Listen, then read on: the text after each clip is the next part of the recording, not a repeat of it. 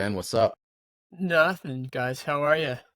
Welcome back. Welcome back. It's another half hour of Culture Club Show. Excuse me for a second there. Another half Jeez, hour of you Culture Club okay? Show, where two of the four of us get together to catch up on things in the world, how things have been going.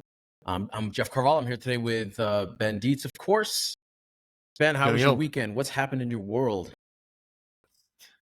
Weekend was good. We were down in North Carolina at Elon University, where my son is considering going to college, and we were checking that out. He's made a finalist in a fellowship Oh, wow. selection that they do, and so he was down interviewing for it, and we were checking out Durham, Greensboro, Burlington, and Elon, North Carolinas, to kind of Uh, get a sense of what that would What be did you like. think what did you think of the scene? What did he think of the scene? I mean, I think it's a funny thing for me, man. It's like the having grown up in a secondary, arguably tertiary city of Syracuse and always wanting to get to a big place. The idea of my kids growing up in New York City and then wanting to get to a small place is sort of Right. weird and anathema to me, but that seems to be something that attracts him. And Elon's beautiful, so Right. He can always come it back could to be the good. city. That's the beauty of it. I suppose. I don't know. I guess I always thought that the kids would want to, having grown up in New York, it's like you'd look for something quote unquote bigger and more exciting, like, Hong Kong or Mexico City or, I don't know, someplace in China or But Ben, Kinshasa or something but like that. Ben, It's like, those are not Campbell's ambitions. He yeah, wants it's to true. do this. It's well, I mean, Hey, look, I think he's figuring out what his ambitions are, and right. so who's to say what his ambitions are? But you're right. It's just my point more so is it's different. We It's should we different. should do more chatting about like modern parenting. I know there's a lot of people that do modern parenting, and certainly I think one topic of major interest to me is the creative class that we come from now having like a new set of kids or not only our own kids but a new class of young adults who are doing it. And Right. you know I, there's something really interesting to see like which direction your kids go. I'm pretty fascinated by my own son and daughter and what they are and they are not into. Right. Well, it was interesting. There's a big story in the New York Times over the weekend about the children born in 1990, 1991. So the 33-year-olds of today, Okay. and how that is a spike within the millennial generation in terms of the largest population size, and how that cohort is really starting to influence and determine the economy. And it's because of things like working. Many of those people graduated into the aftermath of the 2008 recession and recovery, and so are just now kind of getting their financial feet underneath them. They have lived through a decade of dating apps and, let's call it highly segmented personal relationship dynamics that, guys our age didn't deal with. And so they're now kind of finding their feet. And one of the big takeaways was the housing market for single family homes is going to be strong through the rest of the decade. Good news for those of us who own single family homes. That the scope of and the shape of jobs is going to change a lot. Sure. That, and then with the baby boomers starting to retire and in some cases die, you're starting to get inheritance and Wealth. a flow of money intergenerational into millennials. All of that stuff has an effect on modern parenting that will be interesting to watch. I don't know to what extent you and I are the best avatars for it, because we live in sort of rarefied circumstances. But by the same token, happy to have a chat anytime. Plus, if I can offer my son or my daughter's babysitting services to people in the New York City area. Solid babysitting service. They do work. Very solid. They're lovely kids, and they work for money. I don't know. I think about things like cultural awareness and like how do you make sure like Sure. But your kids have no problem. They're right in the middle of it, which I think is amazing.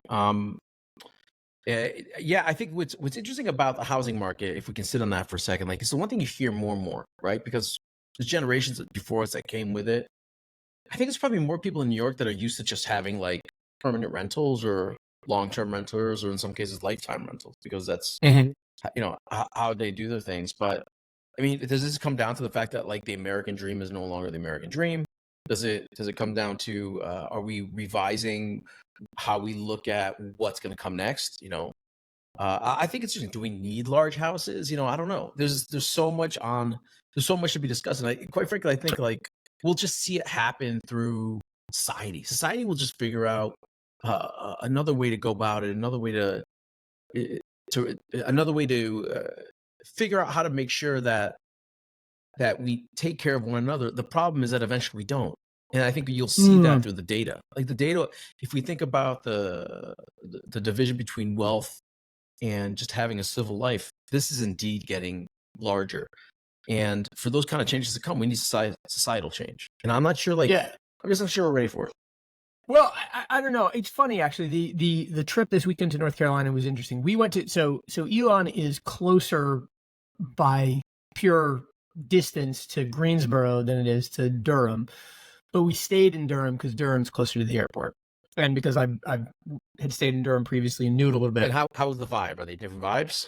Yeah, well, that was what I was going to get to. So in Greensboro, Greensboro's is a nice town. Reminds me of Syracuse in terms of like size and distribution, right? But we were driving around and we found this neighborhood near downtown that you could tell was where, let's say, the city's well-to-do had lived at some point, maybe still do.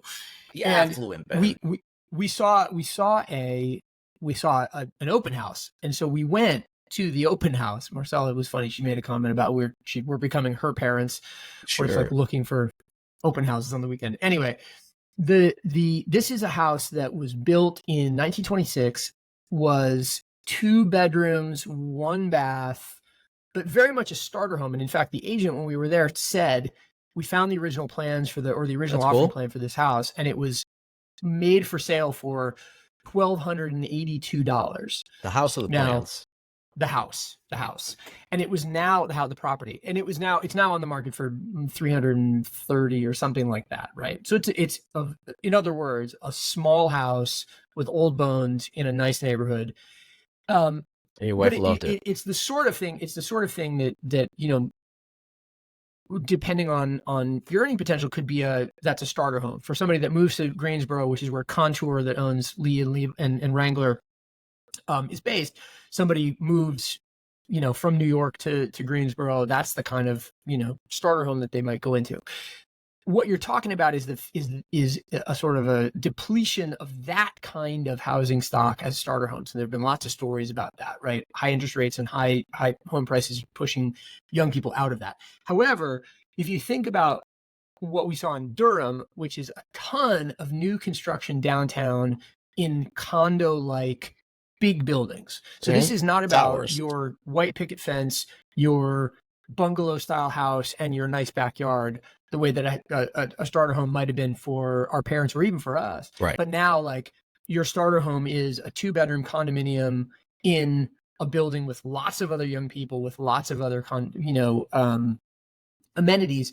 It feels like the big cityfication of these kind of smaller cities. And there's so much construction in Durham that I was saying to Campbell and Marcel, I was like, there must be some kind of macro trend here, a la Austin or whatever, that is driving this level of development, because this stuff doesn't just pop up. It's like there's a whole system around these things that makes them viable. Sure. I mean, even down here, we've heard about Miami. We've heard about how difficult it is to find not only housing, but quite honestly, even insurance.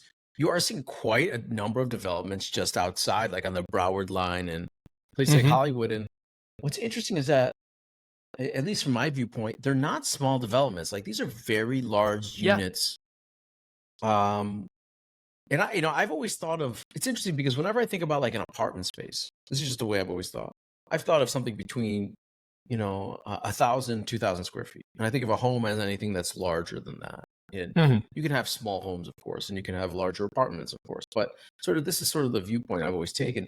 But for the first time, and I think the more I travel overseas, if you can get a very large footprint in a small space, in a city, that may be the future of what we're having here. And a lot of that Mhm. idea of like true urbanization, I think is what we're starting to now see. We're just starting to see large buildings that have a lot of communal space, a lot of communal services as well. They're almost like solo impacting, and they serve a Yeah. community, right? Well, it'll be the tension is the pull of Which is not very New York, by the way. It's not a very New York City thing. New York is more disparate in that sense, meaning like there's mixed use space constantly all the time. We're not thinking about Mhm. it statically this way. Well, so the tension will be, and let's take this 33-year-old sort of micro generation as an example. Sure. That the pull will be wanting to be connected to culture and community in a way that repopulates and recenters, let's call it downtowns and that sort of thing, with the availability and affordability of those spaces versus the suburbs. I don't know if there was a statistic that came out this morning that said that compared to 2019, the average commute is 10 minutes longer for Americans because so many people in the pandemic moved to places that were out of cities, that now as they are being asked to commute again, they're faced with, much longer trips. So there will be a tension, right, between those two things. And I don't feel confident on where the macro lands, but I just do think that it's interesting. Like a place like the development in Austin, where I've been recently, is crazy. Durham feels like it's developing at that level. Now, I don't know whether that's because Raleigh, 20 miles away, is suffering in some way, or whether it's because Buffalo is suffering because everybody's moving to North Right, Carolina. right. But to your point, it's that kind of slow moving macro trend that will be On the fascinating to follow. on the other side of that, Ben, have you ever been to or ever heard of Celebration, Florida? I've never been. That's the Disney company town in Florida. Or not even the Disney company town. It's the town that was incorporated and built by Disney as an adjunct to Disney World in Orlando, right? It is. I've been through it for the first time. Didn't know a lot about it, but understood what it was once I got on it, got inside. But it is exactly that. It is a incorporated town within the vicinity of Disney World and plenty of other resorts. And what's amazing is that it feels like you're not going into Truman Show. It feels like you're going into New Hmm. England.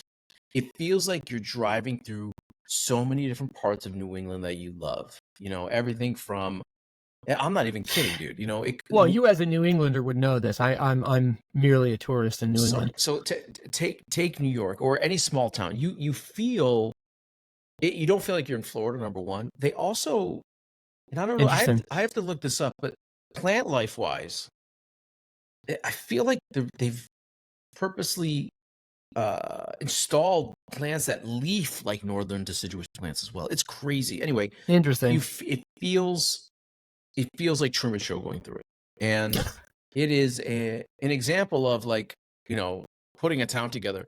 But we can talk more and more about urbanization, but like I'll just put it out there. You know, do you believe that a city can be more efficient than a rural area? I think the studies show that efficiency in terms of how we live, how we Hmm. spend, how we produce waste is vastly different in a city than it is in a Hmm. rural. And Yeah, of course. there's advantages to vote both. And I guess one thing I'm saying is maybe the way that we look at the suburbs are not as open as we used to think they had to be. Maybe there's another sort of revision on what the suburbs look like. As an example, where you are in my view, you live very much within the city, Yeah. but within a very distinct neighborhood that could be suburbania. Yeah. Well, I mean, ironically, when we moved into Greenpoint 25 years ago, it kind of was a suburb insofar as it was not easy to get to, not filled with lots of amenities, and not particularly desirable. Uh, it has moved much closer to the center of everything by virtue of new transportation, by virtue of new economic energy, etc.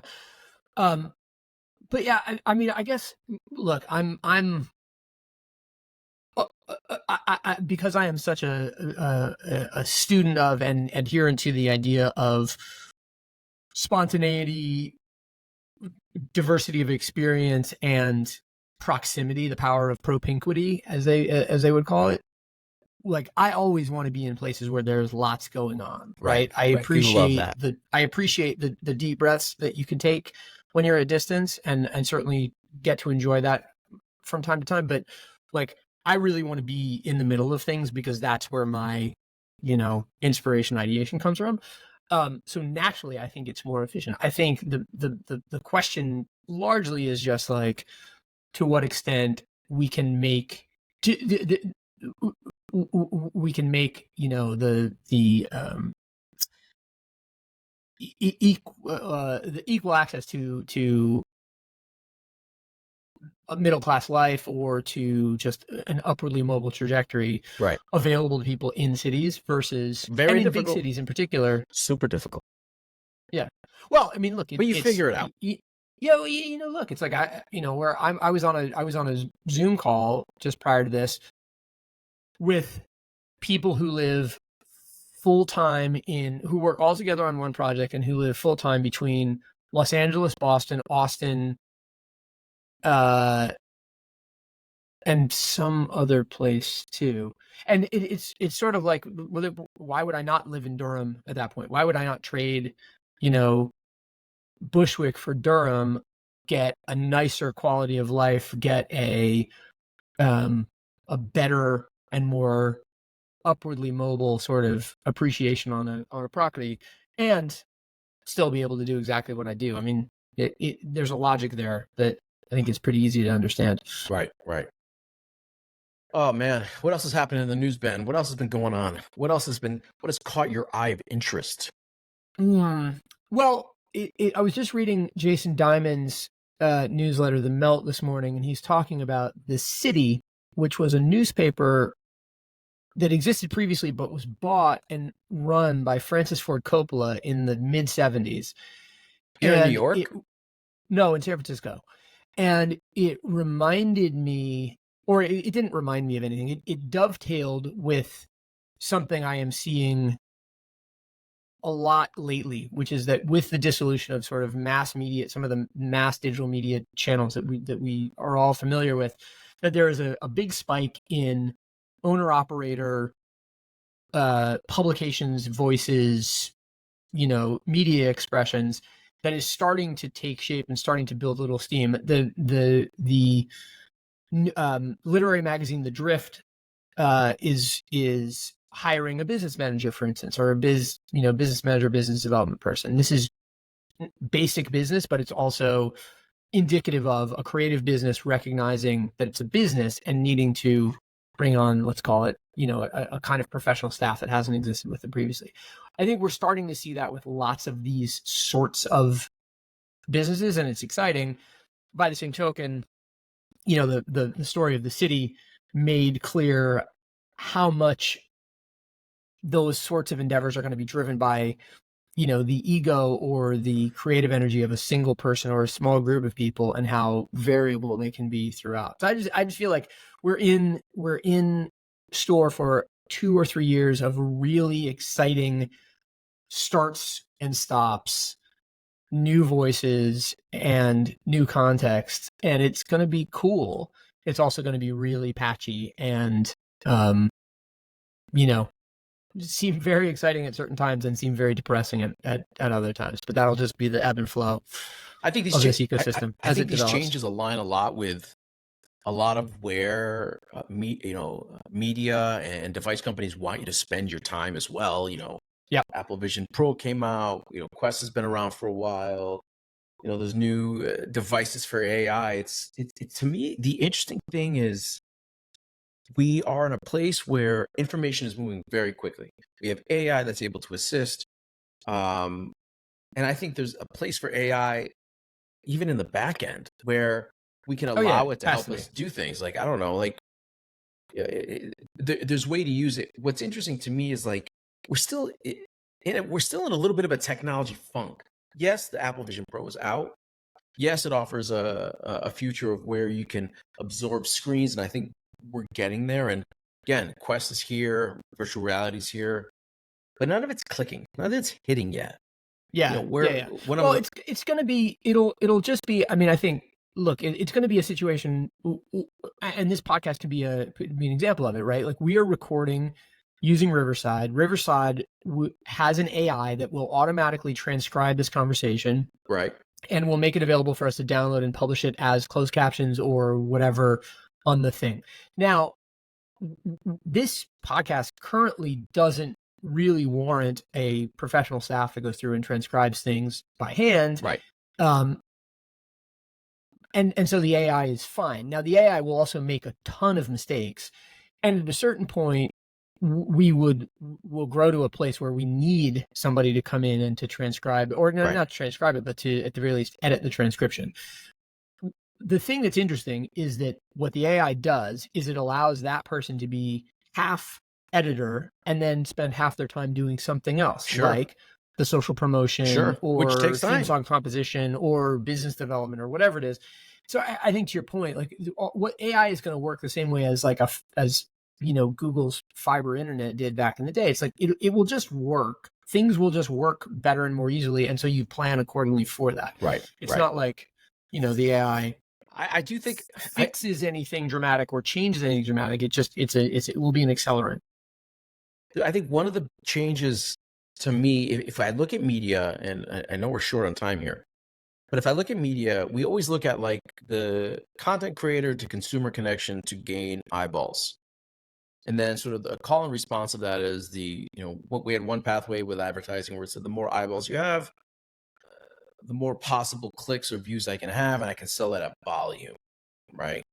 Another pathway has been direct sponsorship, or the models have been used, or even in TV. Let's buy TV space, let's buy remnant TV space. The way that we monetize ads today, I think, is still very lackluster. We have to figure out new and fresh ways. Unfortunately, that is always in line, I think, either behind, and most of the time either behind a new creator platform or one that's built in tandem with it. The ones that usually do not have it built in tandem are the ones that are sort of creator friendly, and we figure out how do we be creative on that, and then we sort of have to piggyback our way into getting paid for that content, right? Instagram eventually figured out that tagging worked. There's ways to connect the creator, the consumer, and also to brands and the creators. Publishing has always had essentially one model. You buy ads, you make it readable.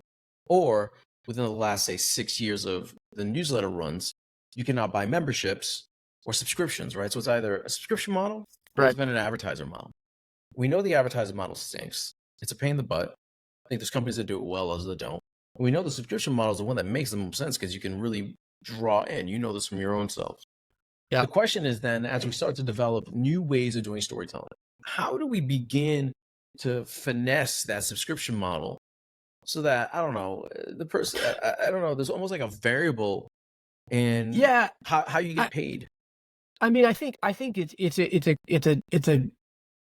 a twofold experimental process. It's interesting. This morning, so I'm talking on tomorrow to Emily Sundberg, who runs the Feed Me newsletter, which I don't know if you're familiar with. Great newsletter. But I was reading Feed Me this morning, and she highlighted how the New York Times is publishing new merch designs. They're starting with something geared for the Final Four around the term bracketologist. This is branded Final Four merch from New York Times to coincide with it. It's branded Times merch coinciding with Final Four as a means to incite purchase, right? Timely purchase. It's a sweatshirt that's got the Times logo on one side and it's got bracketologist on the other side with kind of a cool, repetitive graphic design. Sorry, Ben, is this store new? No. So the Times does they do a lot of business in merch, but this is a new, like, re-upped array of stuff. It goes further than just the, like, New York Times or NYT or T logo branded stuff into athletic things that are more specific around interest groups.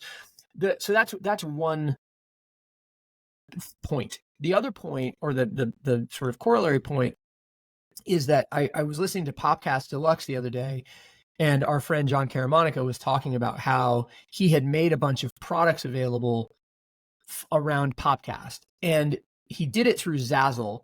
And I haven't looked into it deeply, but my impression of it from what he said was essentially like, I made a bunch of designs, I made them available through Zazzle. They are done on an as ordered basis. So, in other words, I am not purchasing X number in advance and then holding them and fulfilling them as they're purchased. I'm just making these things available, and then as you order them, they get produced on a one-off basis. I think Looking at it now. I think the challenge, or not the challenge necessarily, but the puzzle is going to be figuring out what the right model to do things is, so that each item feels special enough and scarce enough that you have an incentive to buy, right? Like you want the bracketologist shirt for March Madness because it doesn't make sense otherwise, versus the notion of not having to take on inventory and fulfillment costs because you have to get to minimums, but then having a product offering that's sort of flat because anybody can buy it at any time, and it doesn't feel special. That's going to be the whiskey mix, as a former colleague used to say, when it comes to determining all of these kind of monetization. I'm not going to lie, that and you have to be able to, I think you're going to have to be able to say, like, the future of Culture Club Show is at some point that we do a collection of stuff with brand Y and make it available exclusively through Culture Club channels and through the brand's channels. Right. Much in the same way as Throwing Fits has done with Mr. Porter, for instance. That's right. And the same will be true. Like there will be a New York Times Balenciaga collection at some point. Well, New York Times has already been licensed. Maybe not those brands, but something like it will happen and will come to life and will be an important contributor to. Right. If I'm not mistaken, Sakai did New York Times. Sakai, the brand, they did a collection in 2018 called The Truth. And I think that was when, and that shirt is still available actually as an inline piece in the current store, if I'm not mistaken. Did I not just see at Sakai or at the New York Times? At the New York Times. But I don't know if it's made with Sakai. It's on sale. Let me take a look. It says made in the USA. That's the crazy thing. I can't see the front of the shirt. No, the front of the shirt's different, but the back is the back is similar. Just a couple notes on the New York Times thing. They, for those that pay attention to these things, at least in the hoodie section, which is the basics, and arguably product that can still be made extremely well here in the United States, like that Truth hoodie that they're selling for $50 is made in the USA. Like that's a steal for a hoodie. Even their logo hoodies made in Canada. So to me, they're hitting on the hallmarks that make sense to me if you're going to do this collection. Like if we were going, if we were going to, with Culture Club Show, make merchandise, we would have to hit the same hallmarks, right? And that goes back to the fandom. That goes back to, who is subscribing to your channel, who's subscribing to your newsletter. If they're willing to take that step in, they probably are willing to understand where you're going to go with everything else. Yeah. So, and I think quite frankly, that's a modern brand, right? That's what makes a modern brand super interesting, is when you can ensure that everything else you touch isn't necessarily a license anymore, but now you're touching it and doing it right. And I think that's the fantastic take on today. Quite frankly, why it's one of the reasons why I so love, McDonald's and what they've done collaboratively, and I do. I think it's an amazing way of reaching. Shout out Tarek. It's an incredible way. It's an incredible way. He's a friend. It's an incredible way. That team over there has done an incredible job of figuring out how to reach youth culture at the very last point, the very last mile. And I don't mean that with any negativity. I mean that with sincerity. Bring Travis Scott, bring Cactus Plant Flea Market, bring Kerr and Frost to the last mile for the kids to see in their own hometowns. And I think there's something to that. And convince the franchisees that to enter into something like McDonald's, where they turned the Golden Arches upside down last week, right, that's a Herculean task, because you're talking about these franchisees thousands, well, not millions, but there are thousands of them, tens of thousands of them, who all have their own agendas, who all have their own incentives, who are all motivated to sell more fries and Big Macs, but not necessarily to enter into a storytelling, journey with Brand at a high level. So yeah, I mean, look, I think Tarek deserves a lot of credit for that. He is very effusive about his praise for the team at Wyden in New York that helps him with all of that stuff. So yeah. So but I think you're right. I mean, I have lots of complaints about the product at McDonald's, but I don't have any complaints about the marketing. I think they do a good job with that. Ben, we've hit that 30-minute mark, bud. All right, another half hour in the books. Ben, I'll talk to you soon. And for everyone that's joining us, if this is the first time you're listening to the Culture Club Half Hour, please take a moment and subscribe in your favorite podcast feed. You'll also get all the other episodes that we do with Culture Club alongside Jian and Ruba. And we appreciate your support. Ben, until next week. Later, bud.